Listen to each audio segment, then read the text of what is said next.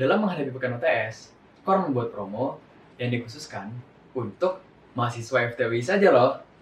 Dengan promo ini nih, kalian bisa mengikuti Corner Class dengan potongan harga hingga 35%. Di situ, kalian bisa belajar mengenai mata kuliah dasar teknik maupun mata kuliah jurusan. Oke banget gak sih promonya? Ingin tahu detailnya? Langsung cek Instagram Corner aja ya. Dan lihat konten mengenai promo persiapan UTS. Untuk cek mata kuliah dan tutor-tutornya, langsung cek website Corner aja. Linknya ada di deskripsi video ini ya. Kalau gitu, buruan yuk, langsung aja. Pesan Corner Classroom sekarang. Halo semua, perkenalkan nama gue Hadi dari Teknik Komputer UI 2019. Di sini gue sebagai tutor Korn yang akan mengajarkan tentang aljabar linear, tapi gue juga mengajarkan kalkulus, dasar pemrograman dengan bahasa Java, Python, C di Korn Learning. Oke, kali ini gue akan membahas 3 soal UTS, dan ini adalah video pertama yang berarti adalah soal pertama. Oke, kita langsung aja. Diberikan suatu operator T1 R3 merotasikan vektor X terhadap sumbu Z positif serta theta. Lalu T2 itu R3 pencerminan T1X terhadap bidang X, Y. Jadi kita harus melakukan T1 dulu, lalu T1 kita cerminkan. Kira-kira maksudnya seperti itu. Pertanyaan A, tentukan matriks standar T1 dan T2. B, jika T R3 komposisi T1 T2, tentukan T. C, apakah T bersifat one to one? Oke. Mungkin langkah yang akan kita lakukan itu coba kita gambar lagi dulu matriksnya ya. Kita gambar dulu vektornya. Ini X. Terus T1 itu gua ganti jadi hijau, T1X. Terus mungkin biru deh untuk pencerminannya. Yang pertama dia X, T1X, terus T2X. Oke. Tapi kita mau cari dari X ke T1. Oke. Kita akan mau jawab soal nomor A dulu. T1 dan T2. T1 itu rotasi dari sumbu X positif sebesar theta. Jadi sebenarnya bisa gue kasih theta di sini. Nah, buat yang udah tahu kayak rumusnya itu apa, sebenarnya kita tuh biasanya di buku-buku bimbel, kita dikasih tahu kayak rumusnya itu cos theta gini, sin theta, ini 0, ini min sin theta, ini cos theta, ini 0, terus ini 0, 0, 1. Tapi kalian pernah tahu nggak sih kayak ini tuh sebenarnya dari mana gitu? Nah, gue bakal coba kasih tahu ke kalian nih, kira-kira T1 ini tuh dapat dari mana dengan cara mengetahui dulu materi yang harus kalian tahu, yaitu transformasi di R2 dan R3. Oke. Buat kalian yang belum tahu, ini tuh sebenarnya terbagi-bagi jadi X, Y, dan Z. Maksudnya apa? Setiap kolom ini, UX, UY, UZ, kolom itu dari atas ke bawah, itu tuh maksudnya dibagi-bagi ke komponen X, UY, jadi unit X, unit Y, dan unit Z gitu. Nah, sekarang kita mau coba cari dari perspektif, oke ini X, ini Y. Misal gue punya unit X gitu kan, vektor X, terus gue gerakin sebesar theta. Ini, theta. Gue bisa bikin segitiga, terus berarti kalau misalnya nama vektornya itu U, misalnya vektornya U, berarti X itu U cos theta, Y itu U sin theta. Nah, cos theta, sin theta gitu kan. Nah, inilah asalnya. Gitu. Z-nya kenapa 0? Karena di 2 dimensi Z itu nggak berpengaruh apapun gitu. Kayak gitu. Nah, oke. Selanjutnya, untuk Y sendiri dapatnya dari mana nih? Coba, oke, sekarang kita gambar buat Y. Kayak gini Y. Gitu. Terus dia bergerak sebesar theta ke sini, theta. Oke. Kita juga bisa bikin segitiga. Untuk sumbu Y, berarti Y sama dengan, misalnya ini U juga, ini U cos theta gitu kan. U cos theta dan X-nya itu, X-nya ada di kuadran 2, negatif gitu kan. Berarti X-nya itu U min sin theta. Nah, kalau bisa dilihat sini, ini kenapa ketuker gitu kan. Nah, sebenarnya kalian juga bisa membagi row-nya, itu tuh dengan ini X, ini Y, ini Z. Maksudnya adalah untuk unit X, maka nilai X-nya adalah sini. Untuk unit UY, untuk unit UY, maka nilai X-nya itu ini, nilai Y-nya itu ini, dan seterusnya gitu. Makanya kenapa ketika kita mau ngambil dari perspektif unit Y, itu nilai Y-nya U cos theta gitu. UY itu cos theta, sedangkan UYX itu min sin theta gitu. Nah, berarti sebenarnya kalau misalnya dalam 2 dimensi itu kalau kalian notice juga, itu cuman ininya doang nih. Cuman yang 2x2 kiri atas doang. Tapi kalau misalnya kita ubah ke bentuk 3x3, Z di sini kalau kalian perhatiin gambarnya lagi, Z ini ketika rotasi nilainya itu tetap kalau misalnya awalnya itu A ketika X, ketika T1X itu nilainya juga A. Makanya artinya nggak ada elemen X dan Y yang memengaruhi nilai Z. Makanya di sini 0, 0 gitu. Ini juga 0, 0. Nah, kita juga bisa notice kalau misalnya besar A waktu di awal itu juga merupakan besar A ketika dia ditransformasi rotasi. Makanya oleh karena itu Z-nya bernilai 1. Seperti itu. Oke, dari situ kita udah dapat T1. Nah, buat T2 kayak gimana? Buat T2, sorry, kuning, T2. Nah, kalian juga notice kalau misalnya ini nih, kalau misalnya gambar ini, kan awalnya T1, terus dia dicerminkan ke sumbu ini, ke sumbu X, ke bidang XY, anggap ini tuh sebuah cermin. Gitu. Analoginya adalah, misalnya ada orang nih, ini ada cermin, maka ini mayanya misal yang ada di dalam cermin. Maka yang tegak lurus dengan cerminnya, itu tuh akan dicerminkan juga gitu. Atau kalau misalnya dari perspektif kalau orangnya berdiri gitu, kalau orangnya berdiri dan dia sejajar berarti kan ya, maka dia juga akan dipantulkan dengan jarak yang sama. Gitu. Nah, sama halnya dengan vektor T1X ini, kita bisa dapat kalau misalnya bidangnya itu XY, maka yang akan diubah itu hanya yang tegak lurus, yaitu sumbu Z-nya gitu. Misalnya ini cerminan nih yang warna merah. Yang tegak lurus kan cuma si Z-nya doang kan, sumbu Z. Oleh karena itu, nanti nilai Z-nya doang yang akan di invert gitu, diubah jadi maya kalau pakai analogi cermin. Nah, dari situ kita bisa dapat juga nih, kalau misalnya dicerminkan terhadap X, kalau misalnya dicerminkan terhadap YZ gimana? Ya udah, karena X-nya ini yang tegak lurus, maka nanti X-nya yang nanti akan berubah jadi negatifnya gitu. Atau jadi mayanya. Nah, di sini karena yang berubah itu nanti hanya sumbu X, kalau misalnya kita punya vektor yang panjangnya 1, gitu. Kita punya vektor panjangnya 1 terhadap Z gitu. Misalnya kita punya vektor gini, 0, 0, 1. Berarti kan X-nya 0, Y-nya 0, Z-nya 1 gitu kan.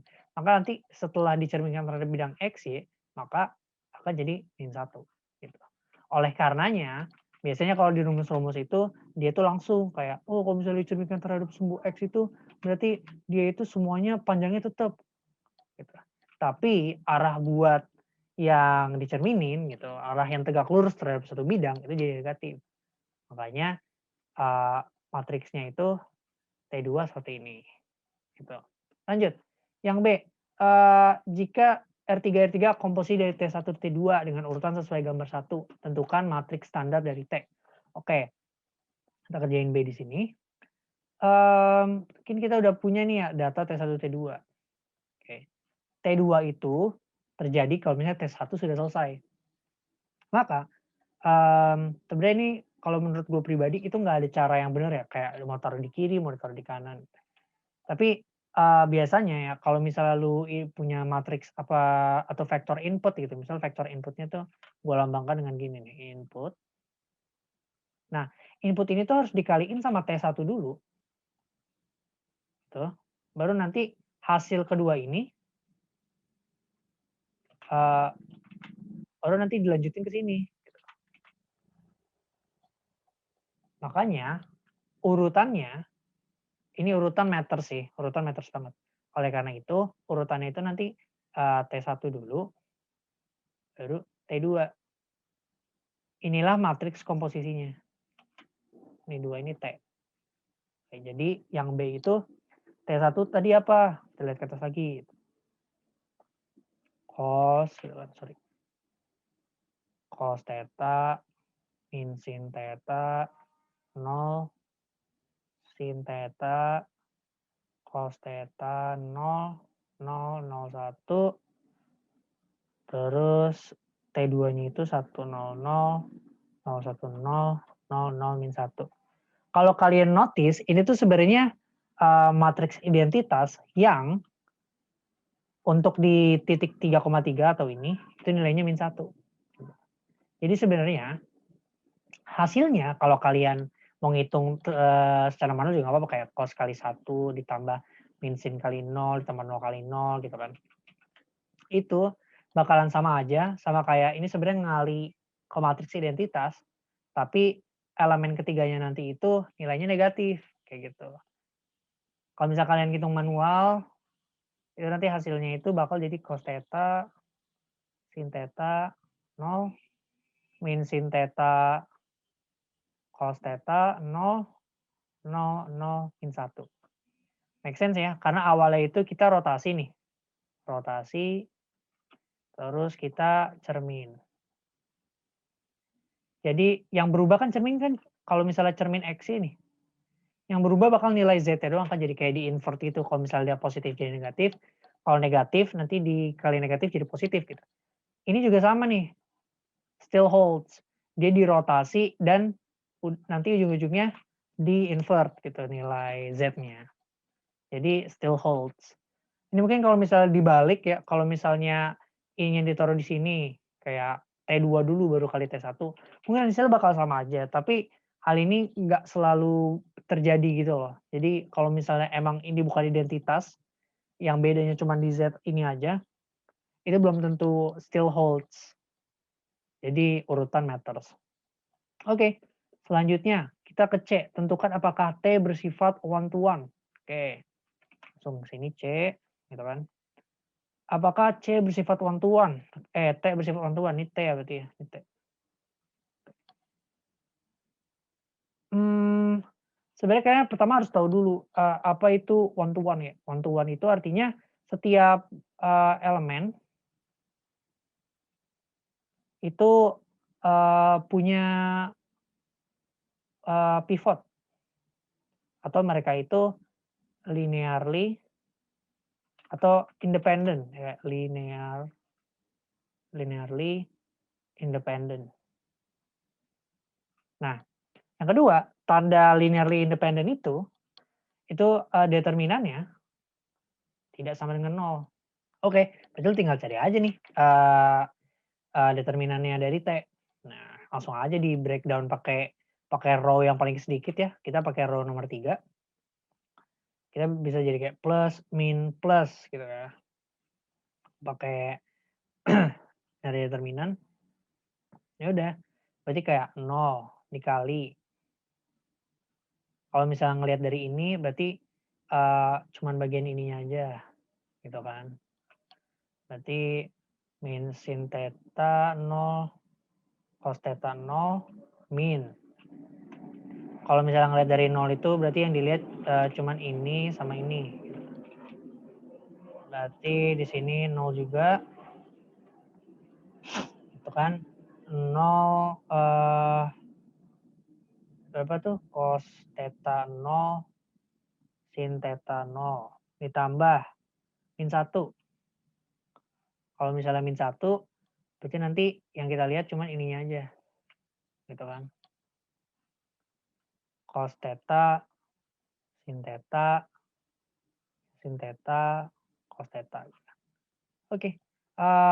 Ini karena udah dikali 0 ya, kita udah nolin aja gitu kan. Ini juga depannya 0 kali 0. Nah, yang enggak itu sih yang terakhir ini. Langsung kita cari determinannya. Cos kuadrat theta kan kayak ini dikali ini dikurang ini kali ini gitu kan. Oke, dikurang eee, sin kuadrat theta. Min sin kuadrat theta. Oke. Nah, kalau kalian notice, eee, cos kuadrat theta ditambah sin kuadrat theta itu kan hasilnya 1 ya? Hasilnya 1, oleh karena itu kita bisa dapet hasil determinannya itu, determinan 0 min 0 ditambah min 1 kali 1. Kita bisa dapat determinannya itu min 1. Oleh karena itu, karena tadi kita udah list ya, linearly independent atau one to one itu, punya syarat ini, determinannya itu tidak sama dengan 0, dan kita udah buktiin juga kalau determinannya itu min 1, maka, T yang ini, yang udah kita cari ini, mereka atau dia itu bersifat one to one, gitu. Nah, mungkin sedikit review lagi, dari awal kita udah coba ngelihat kenapa rumus ini bisa diturunin gitu kan. Eee, Terus selanjutnya urutan itu matters, jadi pastiin inputnya itu akan melakukan kegiatan pertama dulu atau T1 baru T2, supaya hasilnya itu sesuai intensi kita. Terus selanjutnya itu kalau misalnya kita punya, linearly independent atau kita mau cari yang one to one, syaratnya itu, masing-masing punya pivot dan determinannya itu tidak sama dengan 0 gitu. Kalian bisa cari determinannya, seperti itu. Apalagi sih yang harus diituin.